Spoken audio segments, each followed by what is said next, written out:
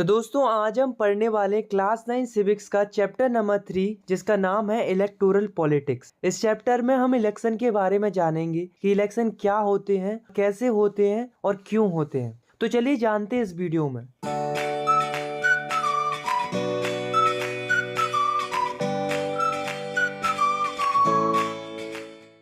तो दोस्तों चैप्टर की शुरुआत होती है हरियाणा से। 1987 में हरियाणा असेंबली के इलेक्शन चल रहे थे। इस इलेक्शन में दो पार्टी आमने सामने खड़ी हुई। पहली थी कांग्रेस पार्टी जो कि पिछले 5 सालों से रूल करते हुए आ रही थी, और दूसरी थी लोकदल जिसके लीडर थे चौधरी देवीलाल जी। इन्होंने कांग्रेस के अपोजिशन में खड़े होकर न्याय युद्ध किया, जिसका मतलब होता है स्ट्रगल फॉर जस्टिस। इसके अलावा इन्होंने लोगों से प्रॉमिस किया कि अगर उनकी पार्टी इलेक्शन में जीतती है तो वे सारे किसानों की लोन माफ कर देंगे। लोग कांग्रेस से परेशान थे और चौधरी देवीलाल जी के आइडिया से काफी ज्यादा अट्रैक्टेड थे, इसलिए जब वोटिंग हुई तब लोगों ने लोक दल को काफी ज्यादा वोट किया। इनफैक्ट हरियाणा असेंबली में जब 90 सीट्स थी उसमें से 76 सीट्स तो लोकदल और उसके अलायंस को मिलती हैं, जिसमें से 60 सीट्स तो अकेली लोकदल की ही थी, जिसकी वजह से लोकदल इलेक्शन जीत जाती है। इलेक्शन जीतने के बाद चौधरी देवीलाल जी हरियाणा के नए चीफ मिनिस्टर बनते हैं, और चीफ मिनिस्टर बनने के बाद वे सारे किसानों की लोन माफ कर देते हैं।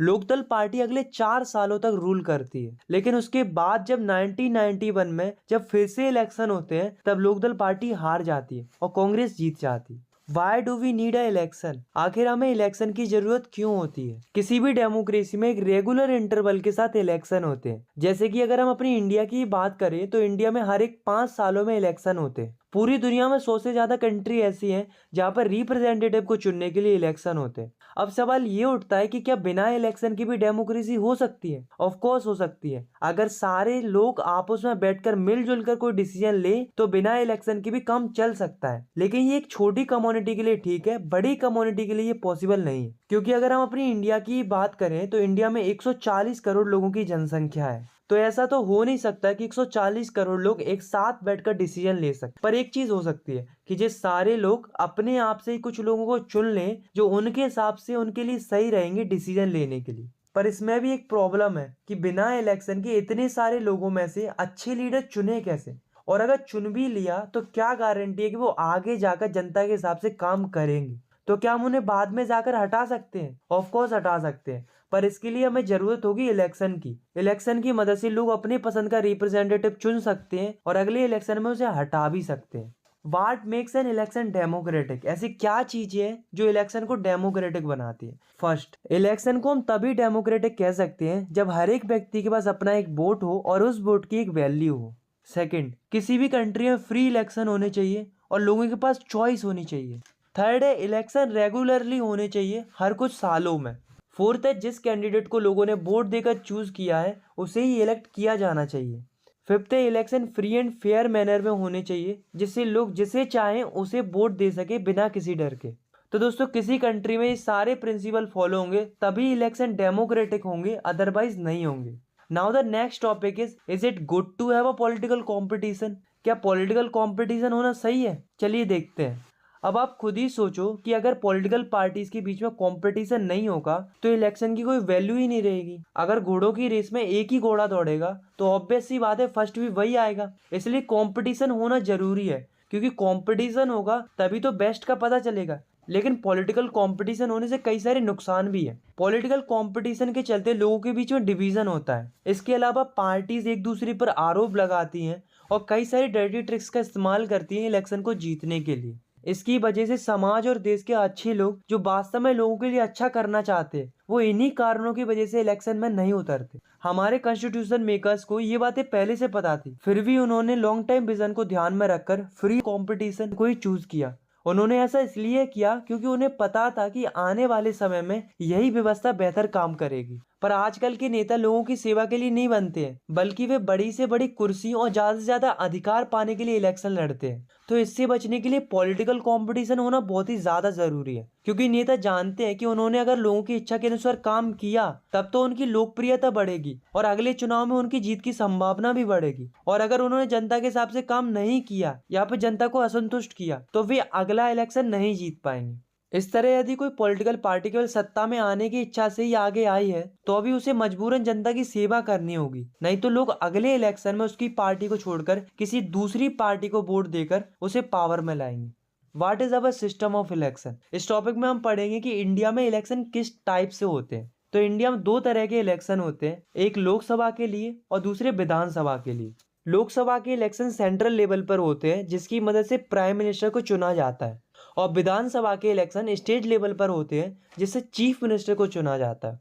और ये दोनों ही इलेक्शन हर एक 5 सालों के अंतराल में होते हैं, और इन्हीं इलेक्शंस को हम जनरल इलेक्शन बोलते हैं। पर कभी कभी ऐसा होता है कि किसी कंस्टिट्यूएंसी में वैकेंसी खाली हो जाती है, किसी रिप्रेजेंटेटिव की डेथ की वजह से, या फिर उसने रिजाइन दे दिया इस वजह से, तो उसी वैकेंट पोस्ट के लिए कॉन्स्टिट्यूएंसी में फिर से इलेक्शन होता है किसी नए रिप्रेजेंटेटिव को चुनने के लिए। इस इलेक्शन को बाय इलेक्शन बोलते हैं। तो पहले तो हम ये समझ लेते हैं कि आखिर इलेक्टोरल कॉन्स्टिट्यूएंसी क्या होती है। तो कॉन्स्टिट्यूएंसी का सीधा सा मतलब एरिया से है। जैसे कि लोकसभा इलेक्शन के लिए इंडिया को 543 कॉन्स्टिट्यूएंसी में डिवाइड करके रखा है, और हर एक कॉन्स्टिट्यूएंसी के अंदर से एक एक रिप्रेजेंटेटिव को इलेक्ट किया जाता है। ऐसे करके पूरी इंडिया की 543 कॉन्स्टिट्यूएंसी से 543 रिप्रेजेंटेटिव इलेक्ट होते हैं, जिन्हें हम मेंबर ऑफ पार्लियामेंट यानी कि एमपी कहते हैं। और इन सारी कॉन्स्टिट्यूएंसी में पॉपुलेशन लेवल लगभग बराबर रहता है। सिमिलरली जो विधानसभा के इलेक्शन होते हैं उसके लिए स्टेट्स को अलग अलग कॉन्स्टिट्यूएंसी में बांटा गया है, और इन कॉन्स्टिट्यूएंसी से जो रिप्रेजेंटेटिव इलेक्ट होकर आए होते हैं उन्हें मेंबर ऑफ लेजिस्लेटिव असेंबली कहते हैं, यानी कि एमएलए कहते हैं। इसके अलावा जो लोकल इलेक्शन भी होते हैं जैसे कि पंचायत और नगर पालिका के, तो उनमें भी यही तरीका अपनाया जाता है जिसमें विलेज और सिटी को अलग अलग वार्ड में बांट दिया जाता है, और प्रत्येक वार्ड के लिए एक एक मेंबर इलेक्ट होता है।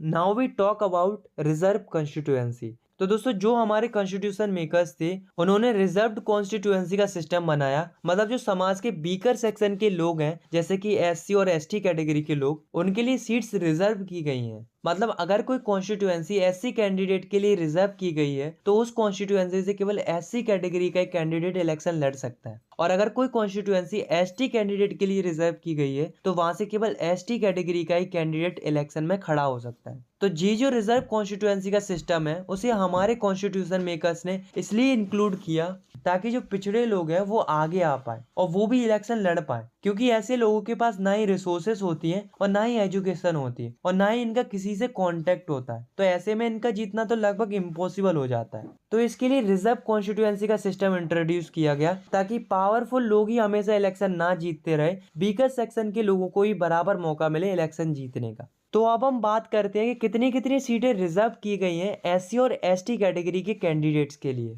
तो 2012 की रिपोर्ट के अनुसार लोकसभा के लिए 84 सीट्स एससी कैटेगरी के लिए रिजर्व की गई हैं और 47 सीट्स एसटी कैटेगरी के लिए रिजर्व की गई हैं। ये रिजर्व सीट का सिस्टम बाद में जाकर डिस्ट्रिक्ट और लोकल लेवल पर भी शुरू कर दिया गया। इसके अलावा रूरल और अर्बन लोकल गवर्नमेंट होती है उनमें वुमेन्स के लिए भी 1/3 सीट रिजर्व की गई है ताकि वुमेन्स को भी मौका मिल सके इलेक्शन लड़ने का। Now the next topic is voter list. तो दोस्तों अभी तक हमने ये जाना कि हर एक कॉन्स्टिट्यूएंसी में रिप्रेजेंटेटिव को इलेक्ट करने के लिए इलेक्शन होते हैं, पर अब पता कैसे चलेगा कि उस कॉन्स्टिट्यूएंसी से वोट कौन डाल सकते हैं और कौन वोट नहीं डाल सकते। तो इसके लिए हमारी गवर्नमेंट पर्टिकुलर कॉन्स्टिट्यूएंसी के लिए वोटर लिस्ट जारी करती है जिसे हम ऑफिशियली इलेक्टोरल रोल कहते हैं। इस वोटर लिस्ट में उन सारे लोगों के नाम होते हैं जो आने वाले इलेक्शन में वोट डाल सकते हैं। हमारी इंडिया के अंदर यूनिवर्सल एडल्ट फ्रेंचाइजी है जिसके मुताबिक हर एक व्यक्ति के पास अधिकार है वोट डालने का, बशर्ते उसकी उम्र 18 या उससे ज्यादा होनी चाहिए। कुछ ही लोग वोट नहीं डाल सकते जैसे कि जो क्रिमिनल होते हैं और जो अनसाउंड माइंड के लोग होते हैं वो वोट नहीं डाल सकते, बाकी सारे लोग वोट डाल सकते हैं।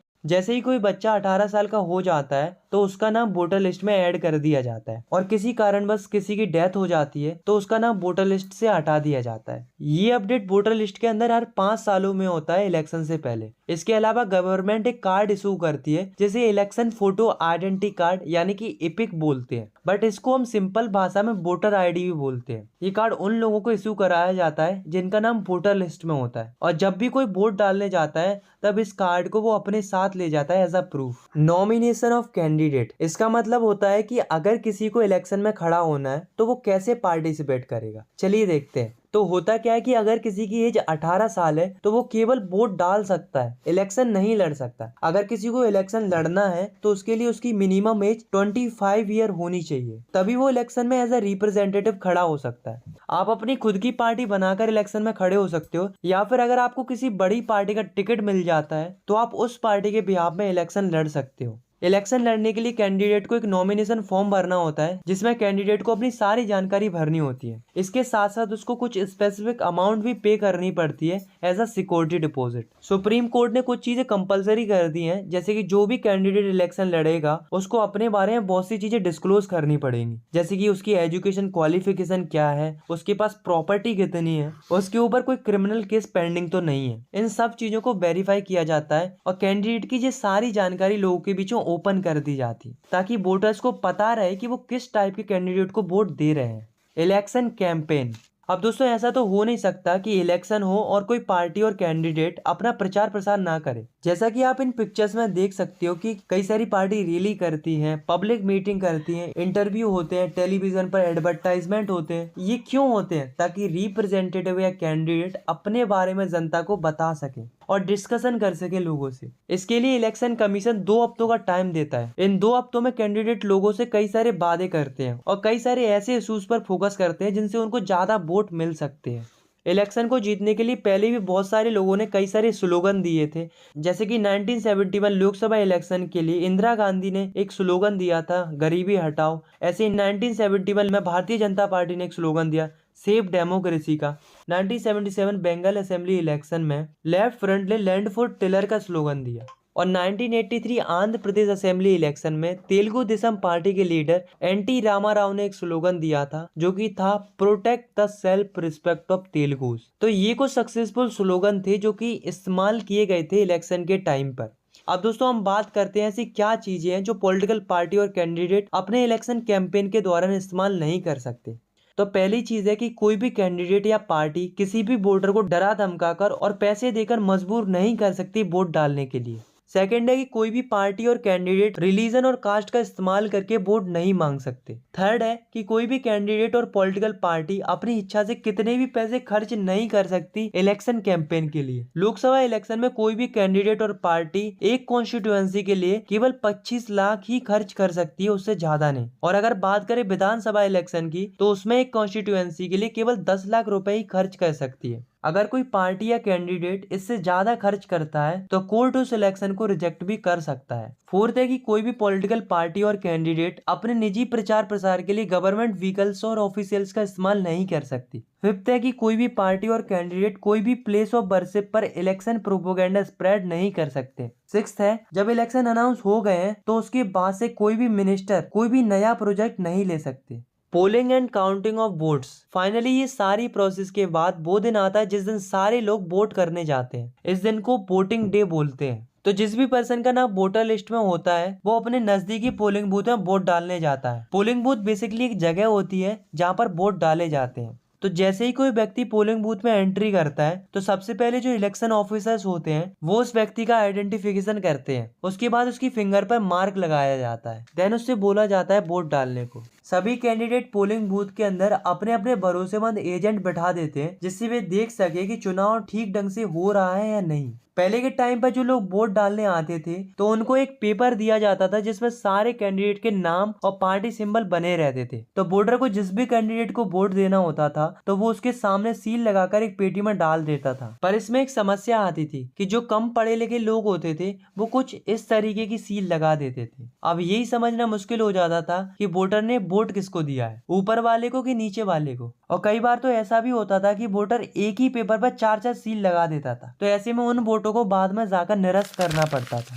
पर अब ऐसा नहीं होता है, क्योंकि आज के टाइम पर इंडिया में इलेक्शन के लिए ईवीएम मशीन का इस्तेमाल किया जाता है, यानी कि इलेक्ट्रॉनिक वोटिंग मशीन का। इस मशीन पर सारे कैंडिडेट्स के नाम और पार्टी सिंबल बने हुए होते हैं। तो अब जिस भी वोटर को जिस भी कैंडिडेट को वोट करना होता तो उसे बस उसके सामने वाला बटन दबाना होता है। सिमिलरली इसी प्रोसेस से सारे लोग वोट करते हैं। अब जैसे ही ये वोटिंग कंप्लीट हो जाती है तो इन सारे ईवीएम को सील करके एक सुरक्षित जगह पर रख दिया जाता है। कुछ दिनों के बाद एक फिक्स डेट पर इन सारे ईवीएम को खोला जाता है और किस कैंडिडेट को कितने वोट मिले हैं इसके लिए काउंटिंग शुरू होती है। और जब काउंटिंग चल रही होती है तो वहां पर भी कैंडिडेट के एजेंट रहते हैं ये चेक करने के लिए कि काउंटिंग सही ढंग से हो रही है या नहीं हो रही है। जब काउंटिंग कंप्लीट हो जाती है तो इलेक्शन के रिजल्ट आते हैं और जिस भी कैंडिडेट को ज्यादा वोट मिलते हैं वो इलेक्शन जीत जाता है। What makes election in India democratic? ऐसी क्या चीजें हैं जो इंडिया के इलेक्शन को डेमोक्रेटिक बनाती हैं? पहली चीज तो यही है कि जो हमारी इंडिया है उसके अंदर जो इलेक्शन होते हैं उसे एक इंडिपेंडेंट बॉडी कंडक्ट कराती है जो कि है election commission of India. India के इलेक्शन कमीशन को बहुत पावर दी गई है। इलेक्शन कमीशन अपना डिसीजन खुद ले सकती है, उन्हें किसी को भी जवाब नहीं देना होता है। और अगर कोई कैंडिडेट और पार्टी को इलेक्शन कमीशन का डिसीजन अच्छा नहीं लगता है तो अभी कोई कुछ नहीं कर सकता। इंडिया के इलेक्शन कमीशन को जितनी पावर मिली है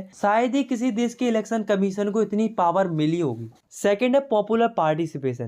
इंडिया में क्या देखने को मिलता है कि जो इंडिया के लोग हैं वो बहुत ही ज्यादा पार्टिसिपेट करते हैं इलेक्शन के अंदर। अगर हम इंडिया के वोटर्स टर्नआउट फिगर की बात करें, मतलब जितने लोग वोट कर सकते हैं उनमें से कितने लोग एक्चुअली में वोट करने आए हैं, तो हमारे इंडिया में ये परसेंटेज बढ़ ही रहा है, कम नहीं हो रहा है। वहीं जो अदर यूरोपियन कंट्रीज हैं उनमें ये देखने को मिला है कि उनका वोटिंग ग्राफ नीचे जा रहा है। अगर हम पर्टिकुलर इंडिया की बात करें तो इंडिया में ऐसे लोग ज्यादा वोट करने आते हैं जो गरीब होते हैं और जो कम पढ़े लिखे होते हैं। वहीं जो रिच लोग होते हैं वो थोड़ा कम पार्टिसिपेट करते हैं इलेक्शन में, मगर करते हैं। बट अगर ओवरऑल देखा जाए तो इंडिया की most of the population election के टाइम पर वोट करने जाती है और यही चीज शो करती है कि लोग इलेक्शन के प्रति कितने ज्यादा इंटरेस्टेड है, क्योंकि उन्हें पता है कि उनके वोट की एक वैल्यू है। अगर उन्होंने वोट डाला है तो उनका वोट व्यर्थ नहीं जाएगा, ऐसा लोग मानते हैं। और यही चीज हमारे इलेक्शन को और भी ज्यादा डेमोक्रेटिक बनाती है। एक और चीज है जो हमारे इलेक्शंस को डेमोक्रेटिक बनाती है वो है कि जो इलेक्शन के रिजल्ट आते हैं उसे सारी कंट्री एक्सेप्ट करती है, चाहे वो अपोजिशन पार्टी हो और चाहे वो आम नागरिक हो। तो ये सारी चीजें हमारी इंडिया के इलेक्शंस को डेमोक्रेटिक बनाती है। Challenges to free and fair election. तो यहाँ तक हमने जितना भी पढ़ा है उससे हमें ये पता चलता है कि इंडिया में जो इलेक्शन होते हैं वो फ्री एंड फेयर मैनर में होते हैं। तो क्या वास्तव में हमारे election free and fair manner में होते हैं? बट कोई भी चीज 100% परफेक्ट नहीं हो सकती, थोड़ी बहुत कमियां तो जरूर होती हैं। ऐसे ही हमारे इलेक्शंस के अंदर भी कुछ कमियां हैं, तो चलिए उनको एक एक करके डिस्कस करते हैं। तो फर्स्ट प्रॉब्लम है कि जिस भी कैंडिडेट के पास ज्यादा पैसे होते हैं उसे थोड़ा ज्यादा एडवांटेज रहता है इलेक्शन जीतने का। मैं ये नहीं कह रहा हूँ कि वो इलेक्शन जीत ही जाएगा, इलेक्शन अदर कैंडिडेट्स भी जीत सकते हैं, बट थोड़ा एडवांटेज ज्यादा रहता है जिसके पास पैसे ज्यादा रहते हैं। सेकंड है ज्यादातर पॉलिटिकल पार्टी ऐसे लोगों को टिकट अलॉट करती है जिनका क्रिमिनल बैकग्राउंड रहता है। थर्ड है कि कई सारी पॉलिटिकल पार्टीज के अंदर ऐसा देखने को मिलता है जिसमें एक ही परिवार के मेंबर रूल करते हुए आ रहे होते हैं, एक तरफ से सबको टिकट मिले हुए होते हैं। फोर्थ है इंडिया के अंदर जितनी भी पॉलिटिकल पार्टीज हैं उनकी आइडियोलॉजी और काम करने का तरीका लगभग एक ही जैसा है, किसी भी पार्टी में कोई भी मेजर डिफरेंस नहीं है। तो ऐसे में लोगों के पास एक्चुअल में कोई चॉइस नहीं होती है। लास्ट है कि जो छोटी पार्टीज होती है और जो इंडिपेंडेंट कैंडिडेट्स होते हैं उन्हें बड़ी पार्टीज ऊपर नहीं आने देती, जिसकी वजह से छोटी पार्टीज और इंडिपेंडेंट कैंडिडेट्स को मौका नहीं मिल पाता है। तो ये कुछ चैलेंजेस है जो कि फ्री एंड फेयर इलेक्शन में देखने को मिलते हैं। तो दोस्तों इन चैलेंजेस को देखकर आप लोग ये मत समझना कि इंडिया के इलेक्शन सही नहीं है।